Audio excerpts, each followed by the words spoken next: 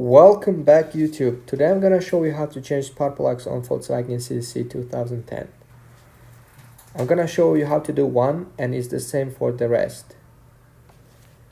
First you need to unplug the plastic thing that attached to the coil.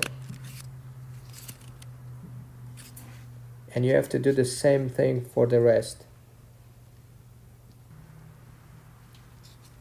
Now make sure that you disconnect all this and take the coil out.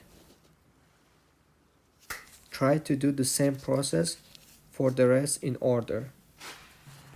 Now it's time to take the spark plug out.